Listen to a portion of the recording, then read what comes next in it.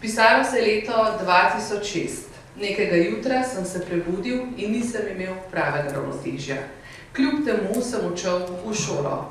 Pri uri biologije me je učiteljica poklicala pred tablo, pristopil sem in učiteljica biologije je prav kmalu ugotovila, da z menoj nekaj ni v redu.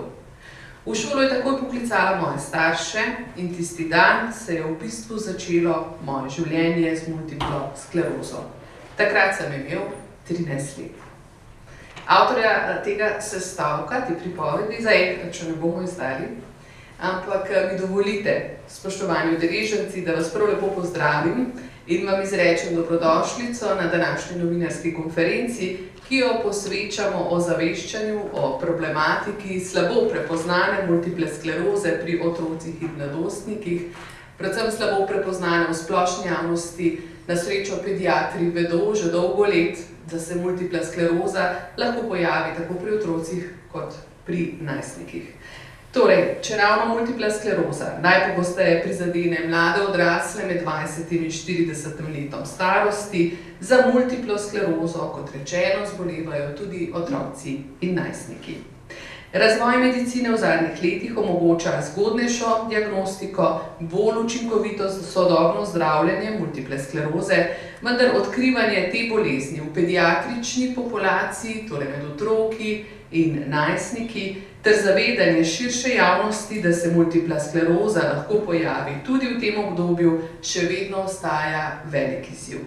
In preden se tega izziva danes zares lotimo, bom za nekaj uvodnih misli prosila pobudnico današnje novinarske konference in sploh predstavitve te teme v javnosti, v kateri sem, ko smo se za to novinarsko konferenco pripravljali, ugotovila, da tudi tisti, ki smo že kdaj kakšno drobno stvar o multipli sklerozi že slišali, nismo vedeli in se nismo zavedali, da lahko ta prizadene stare otroke celo 4 leta in pol.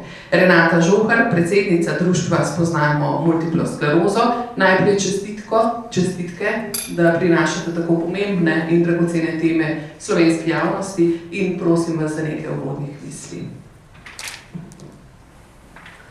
Hvala za te uvodne besede, so bile zelo tako blagodejne. Res je, mi v društvu smo do sedaj vedno se ukvarjali z odraslimi obolelimi za multiplo sklerozo. Nikoli nismo niti pomislili, niti se dotaknili, ali zbolijo tudi otroci, ali zbolijo tudi mladostniki. V naše društvo je klicalo zelo malo odraslih oseb, bom rekla, mam otrok, ki so oboleli za multiplo sklerozo. In so me spraševali, kako bo življenje teh otrok, na koga se ne obrnejo, kje je zdravljenje, kakšna je diagnostika. Ob teh vprašanjih sem umolknila. Enostavno sem poslušala izpoved te odrasle osebe, mame. Imela sem občutek, da mogoče pa želi samo nekomu izpovedati svojo stisko. Ampak to stisko, to vprašanje sem jaz kar hitro dala na stran. Nisem se jim posvečala. V lanskem letu se pa mi je zgodil en takšen dogodek, katerega v podrobnost ne bi govorila. In ko sem bila na nek način pozvana k temu, da se te tematike pa ne samo nekako iz obrobja lotimo, ampak da se lotimo v potankosti, si odgovorimo na vprašanja, da naslednjič bom lahko odgovorila tem staršem, kako se potem z njihovim otroci lahko dogaja naprej. Vsem skupaj se danes zdaj že kar na tem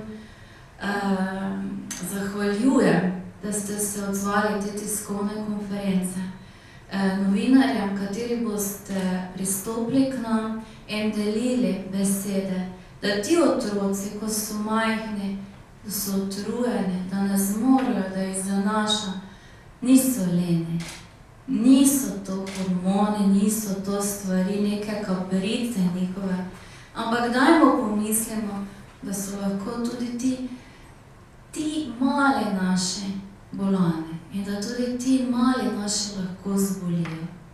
In sedaj, ko sem mama in ko to pripovedujem, v sebi čutim eno stisko. Kaj pa, če res moj otrok zboli? Kaj bom takrat naredila? Kaj bom naredila? Ne vem. Danes bi mogoče pa lahko dobila kak odgovor, sama sebe pomirila in si rekla, Renato, vse bo okej. Hvala lepa za te uvodne misli, Renata Žbohar. V Sloveniji živi več kot 3000 pretežno odraslih oseb s multiplo sklerozo, v tem seštevku pa so tudi otroci in najstniki, predvsem najstniki. Ta kronična avtoimunska vnetna bolezen, ki prizadene osrednje živčevje, pa ne zaznamuje zgolj življenja bolnikov, temveč, kot smo slišali, tudi celotne družine, njihovih staršev, svojcev, še posebej seveda, če gre za otroke in mladostnike z multiplo sklerozo. Zato sem zelo vesela, da sta z nami danes še dva sogovornika, dva gosta na tej novinarski konferenci. Zraven Renate sedi specialistka pediatrinja, doktorica medicine še prej z kliničnega oddelka za otroško, mladostniško in razvojno nevrologijo pediatrične klinike UKC Ljubljana, to je doktorica Neli Bizjak. Pozdravljeni in dobrodošli.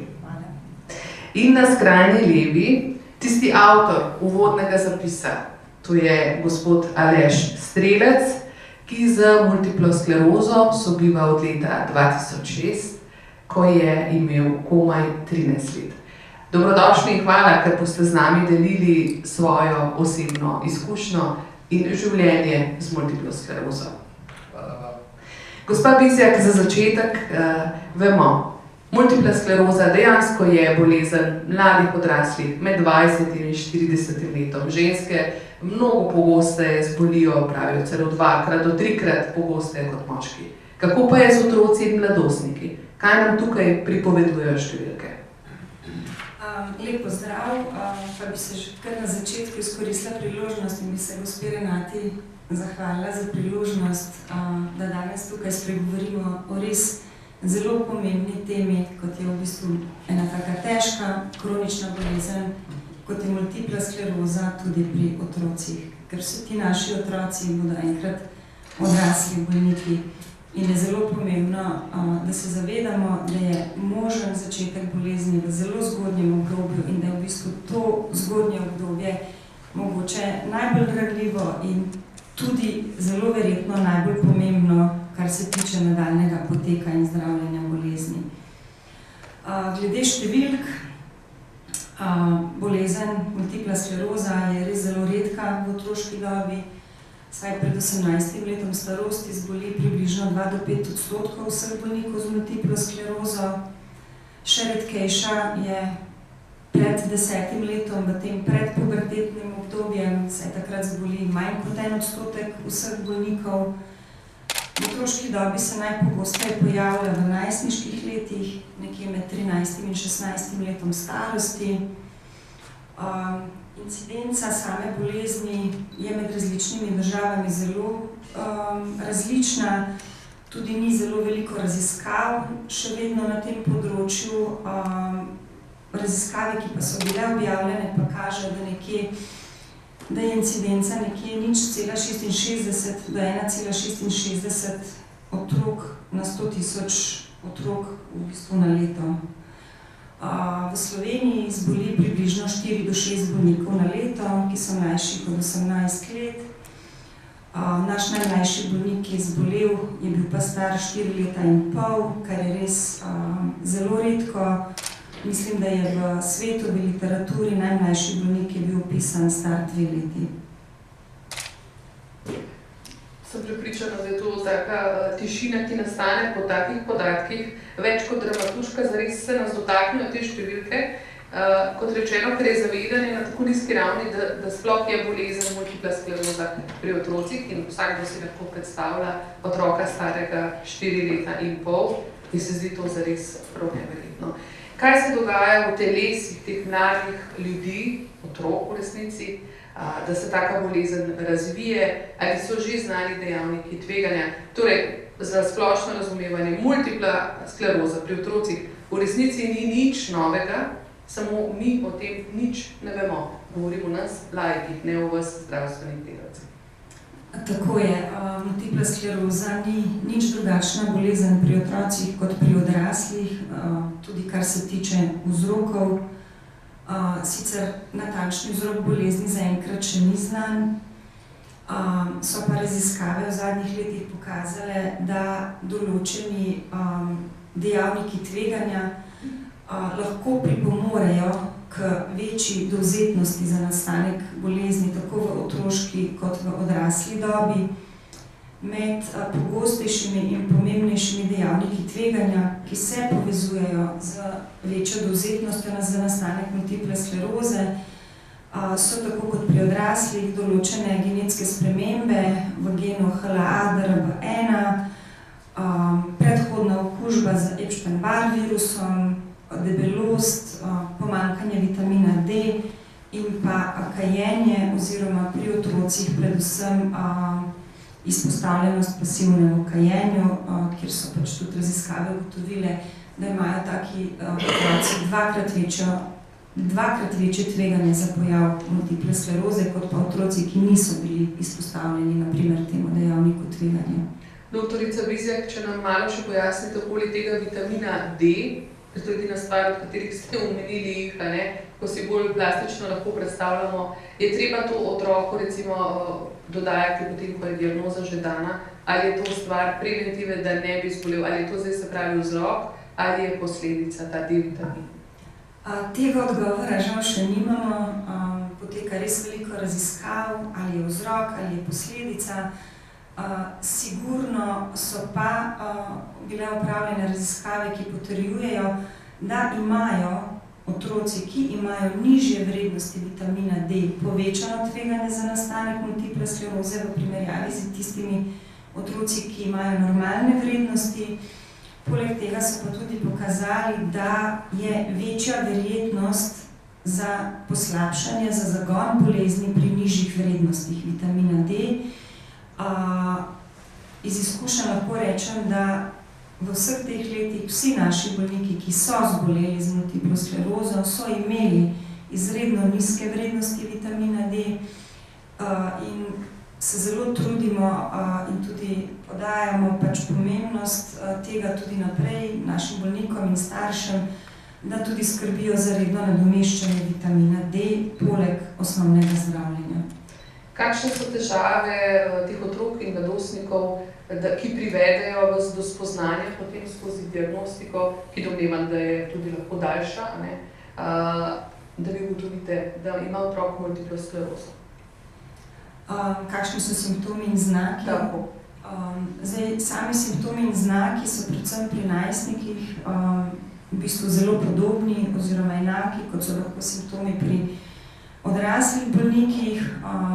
V večini primerov je to najpogosteje mravljinčenje, neka mišična oslabelost, motnje ravnotežja, lahko dvojni vid, zmanjšana ostrina vida ali popolna izguba vida, motnje odvajanja blata, urina.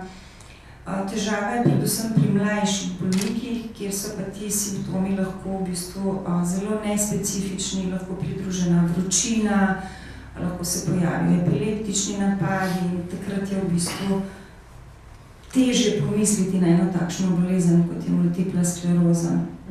Saj ravno to je potem vprašanje, kako poteče ta pot bolnika do diagnoze in ali zares obstaja še vedno velik problem, da se to pri otroku zares potrdi, ker, kot ste rekli, lahko je več različnih bolezni se najavlja s podobnimi simptomi in znaki. Pot je ponavadi takšna, da se ob pojavu nekih simptomov in znakov bolnika strani izbranega zdravnika na primarnem nivoju, kjer je zavedanje sedaj dosti večje, kot je bilo v preteklosti, da je multipla skleroza možna tudi v otroški dobi, napoti v nevrološko ambulanto ali pa v primeru hujše prizadetosti tudi za sprejem na pediatrično kliniko. Pot diagnostična je v večini primerov takšna, da je najprej potrebno opraviti magnetno-resonančno slikanje, kjer ugotavljamo te tipične značilne vnetne spremembe v srednjem živčevju, ampak v otroškem obdobju je res kar nekaj vnetnih in nevnetnih bolezni, ki v bistvu lahko povzročajo zelo podobne simptome in znake in tudi skoraj identične spremembe na magnetno-resonančnem slikanju. Zato je mogoče čas diagnostike nekoliko daljši, ker je potrebno opraviti še veliko dodatnih preiskav z namenom izključevanja vseh teh ostalih možnih bolezni. Hvala lepa za enkrat, doktorica Bizjak. Torej, Aleš Strelec, rekli smo, pred 2024, pred 18 leti ste zboleli za multiplo sklerozo. Povejte nam, kaj se je z vami dogajalo tisti dan, ko ste odšli v šolo, ko vas je čakal odhod pred tablo pri učiteljici biologije. Kakšen je vaš spomin na tisto obdobje, kakšni so bili vaši simptomi? Ja, vse skupaj se je v bistvu začelo, ko sem šel že zjutraj na avtobus in sem šel, kada bil pijan. In takrat sem mislil, ok, prehitro sem vstal, nekaj sem imel zvrtel, vse bo boljše. In potem se to ni nehalo in pri biologiji sem moral biti pred tablo in takrat je učiteljica videla, da moja hoja ni v redu in me je vprašala, kako dolgo že to opažam, sem povedal, da od zjutraj. Takrat so poklicali starše, so me peljali k zdravniku, takrat takoj v bolnišnico. Je pa bil to ta čas počitnic pred 1. novembrom, ko so bili prazniki in z mano na tu iskreno niso bili kaj dosti počeli. So me pa potem poslali v Maribor, tam so takoj opravili magnet in punkcijo. Naslednji dan so rekli, vemo kaj je, vendar sem bil takrat premlad za njih in so me poslali v Ljubljano na pediatrično, kjer so ponovili vse preiskave, magnet, punkcijo, pa ne vem kaj vse še. In takrat so mi pa povedali, da je diagnoza multipla skleroza. Moj prvi instinkt pri 13 letih skleroze, izgubil bom spomin. To je bilo pri 13 letih prvo. Kasneje so mi seveda razložili, kaj to pomeni, da lahko je cel življenje v redu, lahko so spolni padci, dobil sem tudi literature, vsega bolj in takrat mislim, da je v bistvu starše bolj prizadela ta diagnoza kot pa mene. V bistvu jaz sem takrat to sprejel odprtih rok, ne vem, ker vem, da se mi je stanje tako poslabšalo, da sem bil celo na vozičku. In ko sem bil v Soči, smo dirkali z vozički, smo se zabavali s tem, ne. Mama je pa tu čisto drugače gledala, ne, da ne morem hoditi, da se ne morem premikati, da bo ona morala skrbeti zame, ne vem kaj vse, ne. V bistvu mi smo se pa zabavali. Kako so vas zdravili na začetku in kako kasneje? Ker ste več različnih redov, linij zdravljenja že preskusili in dosegli to, ko vemo zdaj, nekajletno remisijo v zadnjih letih, že zelo dolgo tele multiple ni bilo na vidiku in ne tako, čim te ostane, ne? Ja, res je, začelo se vse skupaj z kortikosteroidi.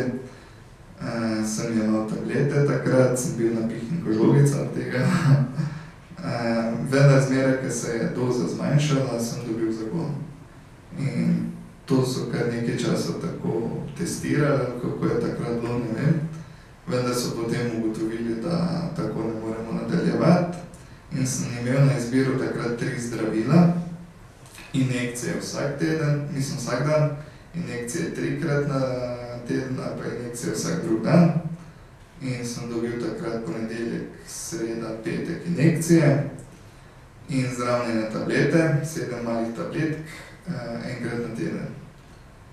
Vendar teh tablet več nisem prenašal, tudi injekcije sem moral imeti zelo slabo prenašal, sem imel stranskih učinkov ogromno, mene je sred noči zbudil, me je treslo kašiva na vodi, vročina po noč, vse zjutraj sem se zbudil v redu, sam ne naspam, po šolo sem mogel iti. Potem so tablete ukinili, tudi injekcije več niso pomagale in je bil spet zagon. In potem so spet razmišljali kam naprej, je pa prišlo takrat dokaj na novo to zdravilo, je infuzija na 4 tedne in so mi to infuzijo dali in mislim, da sem imel mogoče en zagon takrat. Vmes sedaj tudi te infuzije več ni, so v bistvu samo injekcije pod kožo, 2 injekcije, pičejo pa greš. Tako da, kar se tega tiče, meni to zdravilo zelo odgovarja. Dobro. V aktualnem času, življenju, a ne, s to multiplo, danes, ko bolezen miruje, ko se ne oglaša o tem nekoliko kasneje, ker bi rada vprašala o zdravljenju v teh sodobnih načinih in manj sodobnih, a ne, našo zdravnico, doktorico Bizjak, rekel je Aleš, rečemo v Ljubljani, vi pa ste z okolice Ptuja, se pravi, bo se vedno Aleš. Tako, doktorica Bizjak, povedal je Aleš, da se na začetku so bili kortikosteroidi, niso pomagali, težave so bile. Danes je zdravil za zdravljenje multiple skleroze ogromno, ampak ne vem, če so vsa za tudi te male bolnike. Ja, kot je gospod Aleš res zelo lepo opisal svojo pot zdravljenja, se je ta v zadnjih letih zelo spremenila.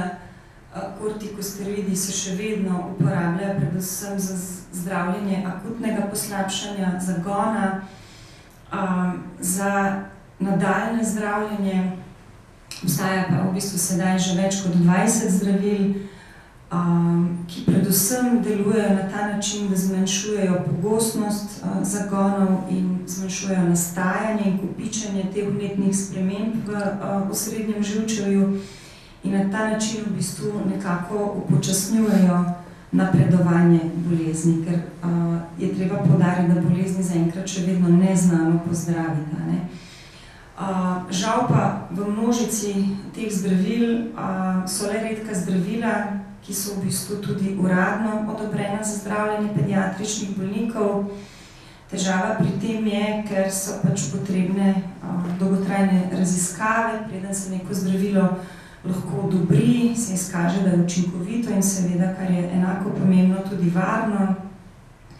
Je pa tudi v zadnjih letih zelo velik napredek tudi na tem področju, tako da imamo sedaj že kar nekaj zdravil, ki so tudi uradno odobrena za zdravljenje otrok od 10.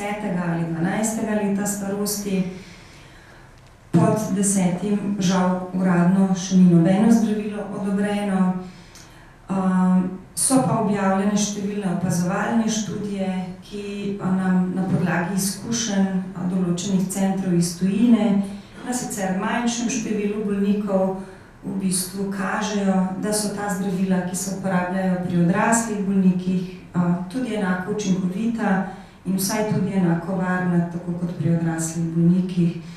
Tako da se v bistvu v Sloveniji poslužujemo vseh zdravil, ki so na voljo tudi odraslim bolnikom. Rekli ste, naš najmlajši bolnik je imel 4 leta in pol, torej če dobite jutri bolnika, ki ima 8 let, zdaj s temi zdravili pod 10 let ga ne bi zdravili. Kaj imate, katero orožje v rokavu za te res majhne otroke? Ti primeri so redki, pa vendar, ne, če gre za tvojega otroka. Tako so, ampak kot sem rekla, sedaj so že izkušnje tudi iz tujine, tako da v bistvu tudi ti bolniki sedaj niso več prepuščeni samo kortikosteroidom, tako kot so bili v preteklosti, ampak v bistvu se poslužujemo tudi teh zdravil, ki so odobrena za starejše otroke. To so zdravila, ki so sedaj že res vrsto let na voljo in so tudi že raziskave 10-15 let o varnosti, tako da v bistvu so vsi bolniki zdravljeni, tudi ti najmlajši. Dobro. Kako sicer, to sem vas pa pozabila vprašati, je zelo pomembno vprašanje, kako se razlikuje potek same bolezni, če imamo odraslega bolnika ali pa malega, je tukaj te razlike? Rekli ste, simptomi so podobni, kaj pa potek bolezni? Potek bolezni pa je drugačen in sicer naši mladi bolniki ponavadi zbolijo z, mi rečemo, polisimptomatsko klinično sliko, to pomeni, da imajo več simptomov in znakov hkrati, medtem ko je pri odraslih bolnikih bolj značilen ta monofokalen zagon, ta klinična slika. V tem zgodnjem obdobju je značilno, da je bolezen zelo aktivna in zato pač to zgodnje zdravljenje zelo pomembno. Število zagonov je večje, kot je pri odraslih bolnikih, a ti zagoni se sledijo pogosteje, na krajšo časovno razdaljo. Kar je pa Razlika pa je, da so vsem ti simptomi blažji, kot so pri odraslih bolnikih, in večina pediatričnih bolnikov se po teh akutnih poslabšanjih skoraj ali pa res v celoti popravi, za razliko od odraslih bolnikov, kjer lahko vsak zagon v bistvu pusti neko posledico. Tudi kar se tiče magnetno-resonančnega slikanja, imajo naši pediatrični bolniki večjo aktivnost bolezni tudi na magnetno-resonančnem slikanju. Teh sprememb je res veliko in zelo hitro nastajajo tudi nove spremembe. Kljub vsemu temu pa bolezen vseeno počasneje napreduje kot pa pri odraslih bolnikih. Napredovanje je pa počasnejše. Pa verjetno, če pride do prizadetosti, pa se prej pojavi, če prej bolezen se tudi pojavila, ne? Tako, je. Tako. Zato je verjetno ključno zgodnje zdravljenje, da se to zamejuje, kolikor je mogoče. Ravno zaradi tega, ker so v bistvu raziskave pokazale, da kljub temu, da je napredovanje počasnejše, dosežejo v bistvu otroci in mladostniki z multiplo sklerozo enako stopnjo funkcionalne prizadetosti 10 let prej, kot pa v bistvu bolniki, ki so zboleli v odrasli dobi. Dobro, še ena informacija se mi zdi pomembna podatek, kje se zdaj ti otroci, mladostniki vodijo, rekli ste pri nas na pediatrični ambulantah, kaj pa potem, ko so stari že več kot 18 let ali ko se neka šola, kako to gre? No. Tako, na začetku so zdravljeni vsi bolniki v Sloveniji na pediatrični kliniki, na kliničnem oddelku za otroško, mladostniško in razvojno nevrologijo. Glede na dejstvo, da je pač situacija v zdravstvu takšna, da je pač tudi dostopnost nevrologov, ki se ukvarjajo z multiplo sklerozo, za bolnike otežena, ne pridejo tolikokrat mogoče na vrsto, kot bi bilo to potrebno, kot bi si želeli, bi potrebovali. Nekako v dogovoru z nevrologi za odrasle bolnike, zaradi večje dostopnosti nas, ki imamo bistveno manj bolnikov, v bistvu vodimo te bolnike vsaj do 18. leta starosti oziroma dokler je želja strani bolnika, staršev. V večini primerov je pa to nekje do konca šolanja, srednje šole ali študija, dokler se ne zaposlijo. Tako kot verjetno potem pri ostalih kroničnih boleznih. Tako. In to je dragoceno, da imaš svojega zdravnika, ki te vodi čim dlje je možno.